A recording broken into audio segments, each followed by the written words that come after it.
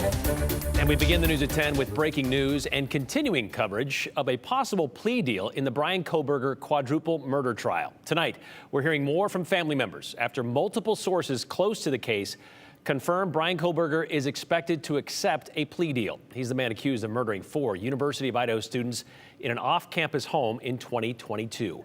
We're bringing you team coverage tonight as we break down what this plea deal could mean for the case.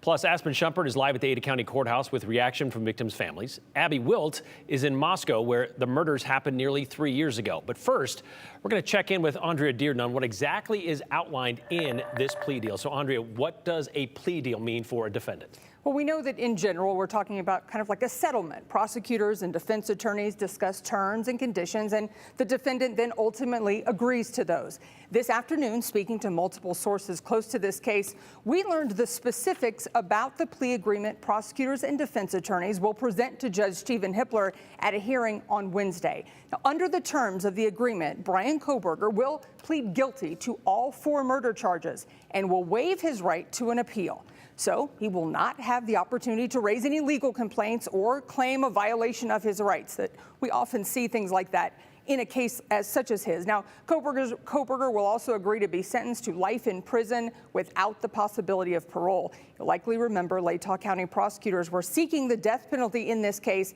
That no longer on the table once this plea agreement is accepted by the court. Once it is accepted by the court, because that's not a guarantee, right? Right. The judge ultimately will have to decide. They will go before the judge and they will make sure that the defendant, Brian Kohberger in this case, agrees to this, that he's doing it voluntarily, and that he understands the terms and conditions that he's agreeing to. Then, and only then, if the judge issues that, he agrees that that's okay, that it's fair, then that will be a matter of record, and that is when it becomes official.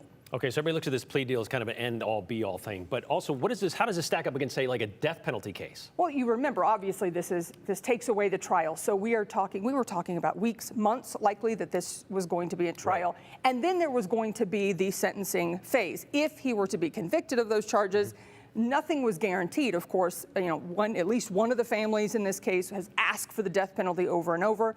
Prosecutors were seeking that. Now, in exchange for this plea agreement, that is not an option. A lot of people have been wondering about, okay, this takes away the possibility of knowing lots of details about this case and about this murder that could have come out in this trial. Sure, and that is one of the challenges of a plea agreement, especially. We can't begin to put ourselves in the position of those victims' families, but we have heard from some of them who say it is very difficult, not just in this case, but in cases, through the years that we've watched. Some people also, though, saying they would be relieved to not have to go to court every day and to not have to relive that trauma. And that is something that is very difficult. And, we hear from families that say that's really, really tough. Plus, there are no guarantees. So oftentimes, plea agreements are seen as a strategic benefit, really, both for prosecutors and for defense teams, because we know what we're going to get. They agree to it. So that's kind of the benefit. What you're switching up is a death penalty possibility to a guaranteed guilty plea of 4 counts. Right, and no chance of appeal. So that's also something that we see, is that people get worried because maybe even with the conviction, they go back to court and they argue for a lighter sentence, or they argue their rights were violated, which puts the family right back in that same position in court, having to relive some of it, oftentimes for years or decades after a conviction. So again, in some cases, people would argue that this is a strategic benefit. Okay, so we're supposed to know more about this coming up on Wednesday. Are there possibilities, though, that something could go sideways? Well, I mean, you talked about it has to be accepted by the judge, and approves, but this isn't a done deal. No, I mean, there's nothing in this case, in this agreement that stands out to us as being anything other than pretty straightforward. So it would be very surprising to me if we were to see this not be accepted by Judge Hippler, but recognizing that that is a final step. And until that happens, we don't have any guarantees. Again, it's not official until that is entered into the record in the court. Lastly, does it seem unusual that we've gotten this close? I know it's still like 7 weeks out from that scheduled trial start. Right.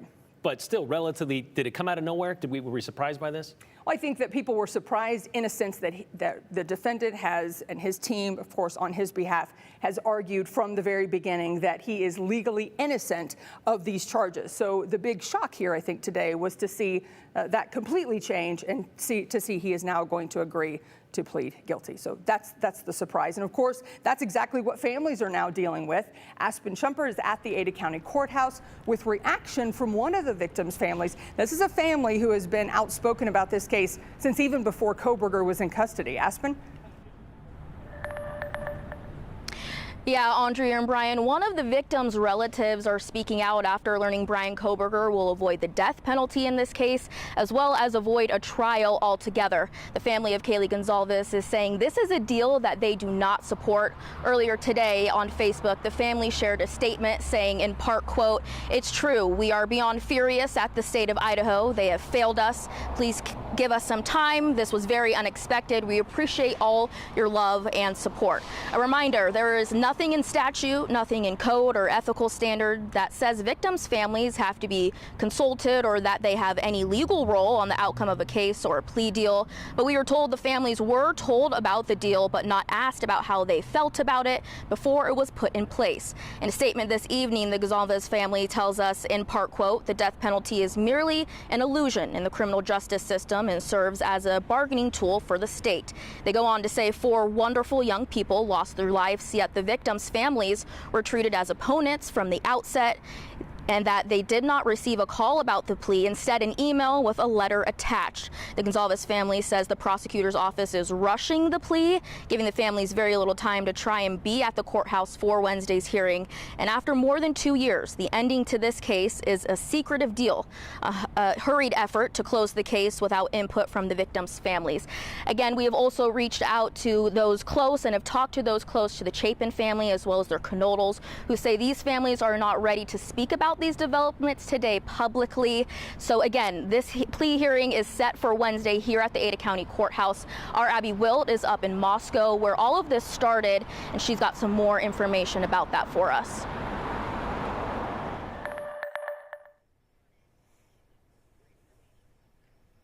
Aspen, that's right. This all started at this home right behind me. It has since been demolished, but right here is where those 4 University of Idaho students were stabbed on November 13th of 2022. Now, investigators say they were stabbed in this home around 4 a.m. Now, more than a month later, on December 30th, the FBI took Kohberger into custody at his parents' home in Pennsylvania after investigators linked his DNA to a knife sheath left at the crime scene.